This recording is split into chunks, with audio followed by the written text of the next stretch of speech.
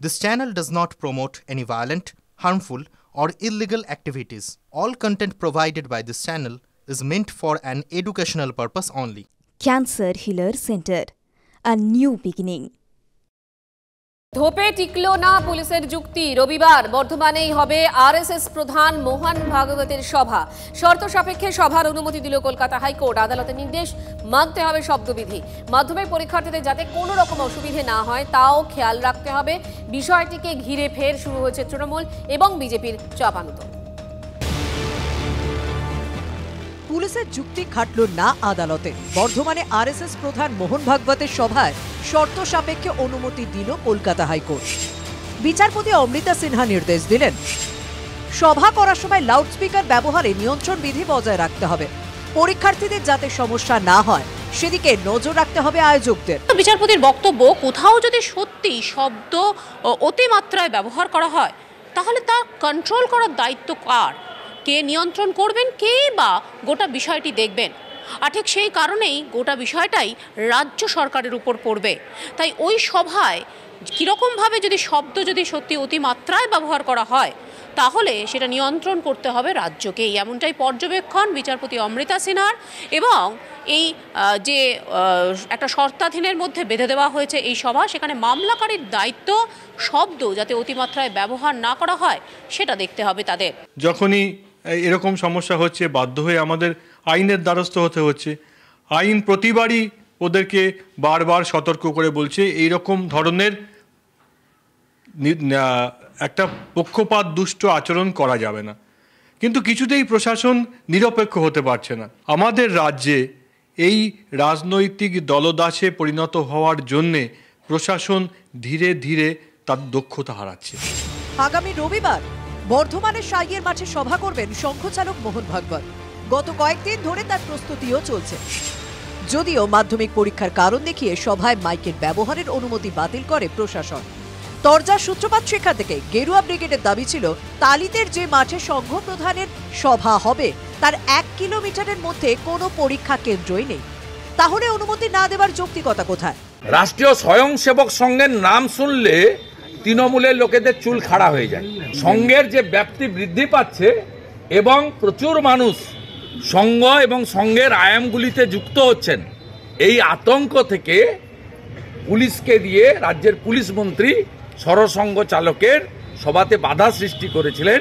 আরেকবার পুলিশ মন্ত্রী তথা রাজ্য পুলিশ হাইকোর্টের একটা থাপ্পড় নয়, দুটো থাপ্পড়। আমাদের আদর্শগত আইডিওলজিক্যাল ব্যাটল এগেনস্ট বিজেপি এবং আরএসএস সেটা কন্টিনিউড হবে। এখন যখন পরীক্ষার মরশুম, এই সময় আরএসএস প্রধানের উচিতই হয়নি এই ধরনের কোনো কর্মসূচি নেওয়া। রাজনৈতিক পর্যবেক্ষক মহলের মতে 2026 বিধানসভা নির্বাচনের প্রাক্কালে বর্ধমানে মোহন ভাগবতের সভা নিঃসন্দেহে তাৎপর্যপূর্ণ।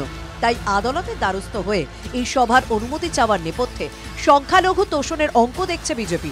একটা জিনিসই প্রমাণিত হয়, এই সরকার হিন্দু বিরোধী যত ধরনের পদক্ষেপ নিয়ে তারা সংখ্যালঘু সমাজকে ভোট বাক্স হিসেবে ব্যবহার করতে চায়, তারই প্রমাণ হচ্ছে এই ঘটনা।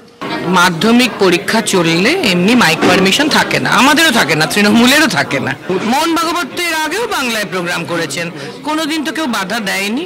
একমাত্র পুলিশ আপত্তি করতে পারে মাধ্যমিকের কারণে। মুখ্যমন্ত্রী তো আরএসএস এর যেন কোনো অসুবিধা না হয় তা নিশ্চিত করেন, তাহলে হঠাৎ করে মিটিংটার পারমিশন দিচ্ছে না বলে কি একটা নতুন কিছু দেখাবার চেষ্টা করা হলো, নাটক। এ রাজ্যে বিরোধীদের বহুদিনের অভিযোগ শাসক দল সহজেই সভা, মিটিং, মিছিলের অনুমতি পেয়ে যায়, কিন্তু সেই অনুমতি পেতে অনেক সময় তাদের যেতে হয় আদালতে। অতীতে বিভিন্ন সময় এই ইস্যুতে হাইকোর্টের দ্বারস্থ হয়েছেন শুভেন্দু অধিকারীরা। বর্ধমানে তালিতে সভার জন্যও আরএসএসকে সেই আদালতেই যেতে হলো। সেই সভায় ছাড়পত্রও দিল Kolkata high court. Bureau report, TV9 Bangla. মাধ্যমিক পরীক্ষা চলছে এবং তার মধ্যেই এই আরএসএস প্রধানের সভা, যা নিয়ে এই মুহূর্তে রাজনৈতিক বিতর্ক শুরু হয়ে গিয়েছে। মনতোষ এই মুহূর্তে সরাসরি রয়েছেন আমাদের প্রতিনিধি সভাস্থল থেকে। মনতোষ, কি প্রস্তুতি চোখে পড়ছে? দেখো, সমস্ত জটিলতা কাটিয়ে আগামীকাল এখানে সভা হচ্ছে, মোহন ভাগবতের সভা হচ্ছে এবং সবার প্রস্তুতি প্রায় চূড়ান্ত পর্যায়ে। এই সবার যে মাঠ রয়েছে, এই মাঠে মঞ্চ তৈরি হয়ে গেছে এবং গোটা মাঠ সুসজ্জিত করা হচ্ছে আগামীকাল এই সভাকে কেন্দ্র করে। এবং যেটা সংঘসূত্রে যেটা জানা গেছে, প্রায় 15,000 স্বেচ্ছাসেবক সংঘের কর্মী তারাই সভায় যোগ দিতে আসবেন। জেলার বিভিন্ন প্রান্ত থেকে আসবেন, মুর্শিদাবাদ, মালদাও শুরু করে বিভিন্ন জেলা থেকে তারাই সভাস্থলে আসবেন। মোহন ভাগবত তাদের কি বার্তা দেন সেটা শোনার উদ্দেশ্যে তারা আসবেন। পাশাপাশি বিভিন্ন কলাকুশলী, তাদের সঙ্গ যে সমস্ত কলাকুশলী থাকে সেই কলাকুশলীর প্রদর্শন করা হবে। এবং সর্বশেষ মোহন ভাগবত তিনি আসছেন, 1.5 ঘন্টা তিনি এই সভাস্থলে থাকবেন এমনটাই জানা গেছে। এবং মোহন ভাগবত কি তাদের বার্তা দিচ্ছেন সেটা শোনার জন্যই যারা আরএসএস কর্মী তারা মুখে রয়েছেন। মঞ্জিরা, তোমাকে আপাতত ধন্যবাদ।